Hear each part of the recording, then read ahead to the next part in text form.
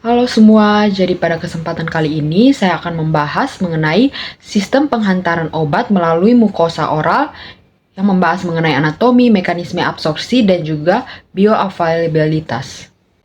Nah, pada slide pertama ini akan menjelaskan mengenai struktur mukosa mulut yang terdiri dari 3 lapisan utama. Yang pertama epitel squamosa berlapis, bisa keratinized lebih tahan tapi kurang permeabel, atau non-keratinized lebih permeabel sehingga lebih mudah menyerap obat. Kedua, lamina propria, yaitu jaringan ikat dengan banyak pembuluh darah tempat difusi obat. Yang ketiga ada submukosa yang berisi kelenjar saliva, lemak, dan pembuluh darah besar.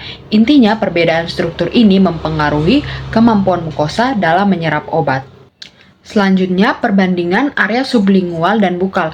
Pada sublingual, epitel sangat tipis, sekitar 100-200, dan vaskularisasinya itu sangat tinggi. Karena itu, obat cepat masuk ke aliran darah dan langsung ke sirkulasi sistemik sehingga onsetnya sangat cepat. Sedangkan pada bukal, epitel lebih tebal, sekitar 500-800, dengan vaskularisasi yang cukup tetapi tidak seintens sublingual. Akibatnya, proses difusi obat lebih lambat. Efeknya, bukal memiliki onset lebih lambat tetapi lebih cocok untuk pelepasan obat yang terkontrol dan bertahan lebih lama. Jadi sublingual digunakan untuk efek cepat, sedangkan bukal untuk efek yang lebih stabil. Yang berikutnya membahas mengenai peran saliva dalam absorpsi obat di mukosa mulut, di mana saliva ini akan berfungsi untuk melarutkan obat sehingga memudahkan proses absorpsi. Selain itu, saliva juga menjaga kelembapan mukosa yang penting untuk difusi obat. Saliva juga mengandung enzim seperti amilase dan lipase yang dapat mempengaruhi stabilitas obat. Faktor pentingnya adalah volume saliva sekitar 0,5-2 liter per hari, serta laju aliran saliva yang mempengaruhi lama kontak obat dengan mukosa. Nah, jika saliva terlalu banyak, obat bisa cepat tertelan sehingga absorpsi melalui mukosa justru menurun. Jadi, jumlah dan aliran saliva sangat berpengaruh terhadap efektivitas penyerapan obat. Yang berikutnya mengenai pH lingkungan mulut, di mana pH normal mulut berkisar antara 6,2 sampai 7,4 sehingga sedikit bersifat asam. Nah, kondisi ini dapat mempengaruhi ionisasi obat. Prinsip utamanya, obat dalam bentuk non-ionis lebih mudah diserap karena lebih lipofilik dan bisa menembus membran mukosa. Nah, derajat ionisasi ini dipengaruhi oleh pH sesuai dengan persamaan Henderson-Hasselbalch. Jadi, perubahan pH di rongga mulut akan mempengaruhi bentuk obat dan akhirnya menentukan seberapa baik obat dapat diserap. Selanjutnya membahas mengenai mekanisme absorpsi dan penetrasi obat, di mana absorpsi obat melalui mukosa terjadi melalui 2 jalur utama, yaitu paraseluler dan juga transselular. Nah, jalur paraselular terjadi lewat celah antar sel namun terbatas karena adanya tight junction sehingga hanya cocok untuk molekul kecil dan hidrofilik dengan kapasitas yang rendah. Sedangkan jalur transselular adalah jalur utama di mana obat dapat menembus langsung membran sel. Nah, jalur ini sangat dipengaruhi oleh lipofilisitas obatnya. Semakin lipofilik, semakin mudah menembus membran.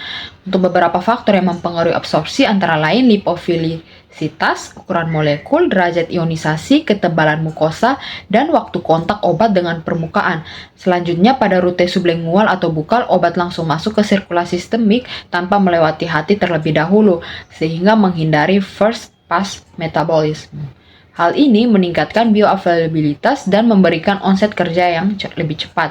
Sebaliknya, obat oral yang ditelan akan masuk ke hati melalui vena porta dan mengalami metabolisme terlebih dahulu, sehingga bioavailabilitasnya itu bisa menurun. Contoh obat yang menggunakan rute ini adalah nitrogliserin secara sublingual dan fentanyl secara bukal. Jadi, pemilihan jalur absorpsi sangat penting untuk menentukan efektivitas obat. Yang terakhir, mengenai parameter bioavailabilitas pada sediaan oral mukosa, yang pertama ada 3 parameter utama, yaitu AUC, yaitu total obat yang mencapai sirkulasi. Selanjutnya ada Cmax, yaitu konsentrasi maksimum obat dalam plasma, dan Tmax, yaitu waktu yang dibutuhkan untuk mencapai konsentrasi maksimum tersebut. Nah, pada grafik Di gambar slide ini terlihat perbandingan antara sediaan peroral dan sublingual atau bukal, di mana sediaan sublingual atau bukal mencapai Cmax-nya lebih cepat dan lebih tinggi.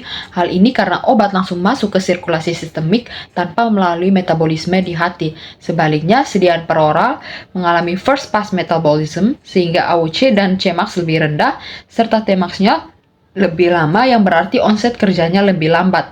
Secara perbandingan, peroral memiliki onset lambat dan efek lebih bertahap, sublingual memiliki onset sangat cepat sehingga cocok untuk kondisi darurat, sedangkan bukal memiliki efek yang lebih stabil sehingga cocok untuk terapi jangka panjang. Nah, untuk kesimpulannya, perbedaan rute pemberian sangat mempengaruhi kecepatan dan jumlah obat yang tersedia dalam tubuh. Sekian pembahasan yang dapat saya sampaikan. Terima kasih.